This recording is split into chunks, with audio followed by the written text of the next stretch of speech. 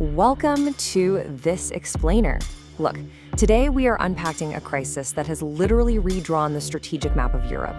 It's a conflict that has tested the absolute limits of our international system and sent profound economic shockwaves into practically every major economy across the globe. We're talking, of course, about the Russia-Ukraine war. We are going to break down the historical origins, the harsh realities of the current battlefield, and the massive, far-reaching global impacts of what is arguably the defining geopolitical crisis of our time. So you really have to ask yourself, what actually happens when what starts as a regional dispute over identity and spheres of influence explodes into something much darker? What happens when artillery barrages, advanced drone warfare, crushing global economic sanctions, and the looming shadow of nuclear anxiety all end up sharing the exact same battlefield? Well, the answer is a conflict that fundamentally changes how the entire world operates. Okay, let's dive right into this. To really grasp the sheer magnitude of this, here's how we're going to break it down today.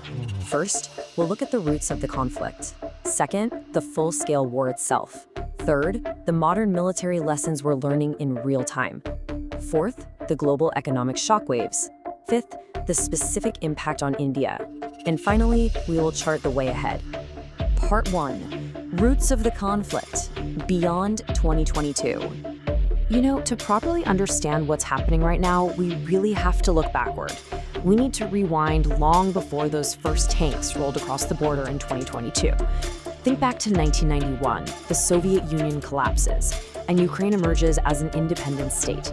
But that independence didn't just erase the deep historical contest over which way Ukraine would lean. The real turning point, though, was 2014. Following the ouster of Ukraine's pro-Russian president, Moscow covertly seized Crimea and backed armed forces in the Donbas region.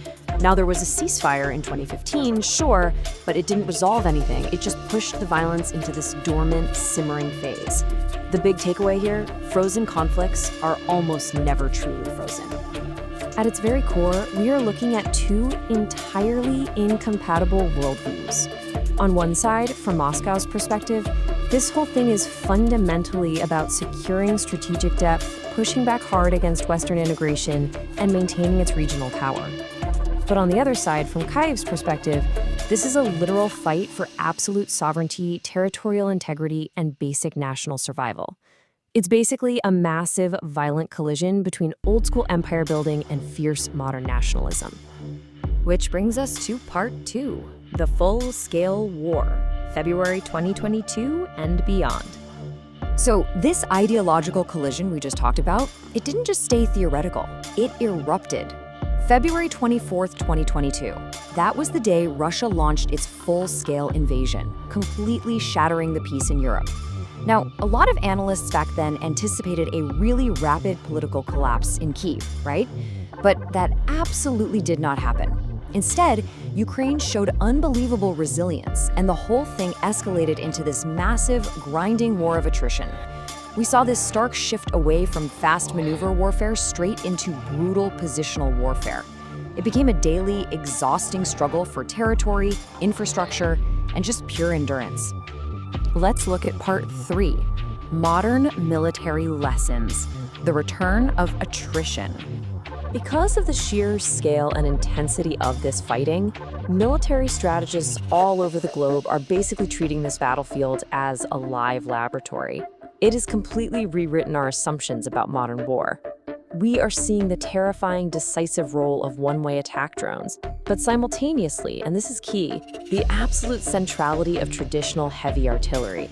You've got critical electronic warfare and satellite intelligence providing visibility, sure, but honestly, none of those high-tech sensors matter even a little bit if you don't have resilient logistics. The massive amounts of ammunition, the fuel, and the spare parts needed to actually keep the war machine moving. So the reality check here is that war in the 21st century isn't just some clean, robotic, push-button affair. It is fundamentally an industrial contest.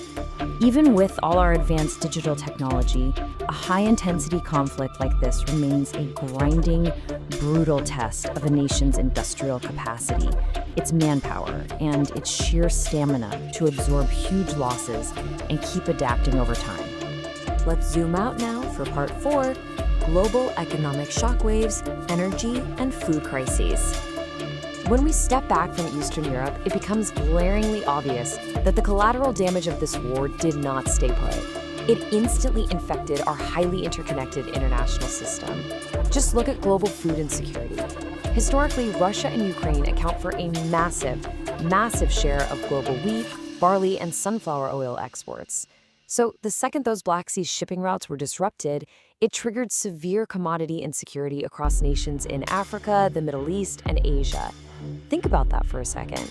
A localized war literally dictated what everyday people paid for basic daily staples thousands of miles away.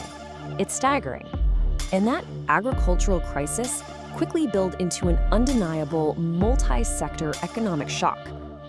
Energy was the first domino to fall, plunging oil and gas markets into chaos and exposing just how deeply dependent Europe was on Russian energy. Then, global trade and shipping were hit with disrupted supply chains and drastically spiking transport costs. Geopolitically speaking, the heavy sanctions we saw completely accelerated the fragmentation of the international order. This war has permanently changed how countries calculate their energy security and who they choose as strategic allies.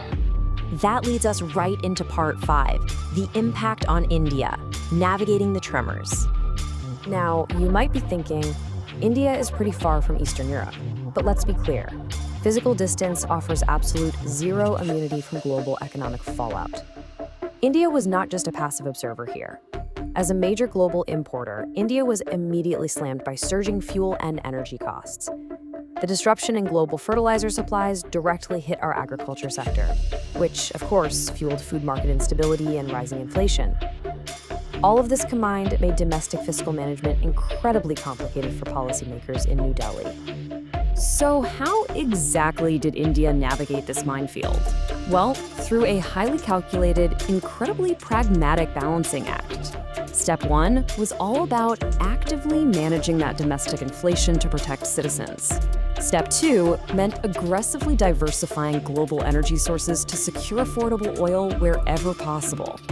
And Step 3, which was perhaps the most delicate part of the whole operation, maintaining diplomatic flexibility.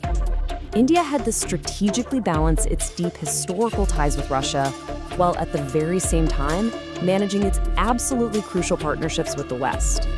But the tremors we felt weren't just economic. They carried massive, direct military takeaways for us. Watching this grinding attritional warfare in Ukraine has permanently altered defense calculations right here in Asia. India recognizes an urgent, undeniable need for layered air defense and advanced drone countermeasures. But perhaps most importantly, it highlighted the absolute necessity of diversifying arms procurement away from single-source dependencies. Expanding our ammunition stockpiles? That's no longer just optional. It is mandatory for readiness in any potential long-duration conflict. Finally, Part 6, the way ahead. No easy conclusions. Look, the harsh reality on the ground right now is that this conflict is deeply entrenched. While diplomacy is obviously always the preferred path, the sheer endurance we're seeing from both sides makes any sort of immediate compromise highly unlikely. Any serious settlement is going to demand incredibly complex security guarantees, an acceptance of tough territorial realities, and a level of political realism that, frankly, currently remains completely out of reach. The battlefield has ultimately become a long-term test of national stamina. If there's one massive, undeniable takeaway from all of this, it is this simple truth. In an interconnected world, there are no distant wars. A border dispute in Eastern Europe has literally dictated energy prices in Europe, grain availability in Africa, and defense procurement in India. As our world fragments and the shockwaves of global conflict reach every single shore, the question we really must ask ourselves is, how prepared is your nation for the next inevitable shockwave? Thank you so much for joining me for this explainer. Keep questioning, keep analyzing, and I'll catch you in the next one.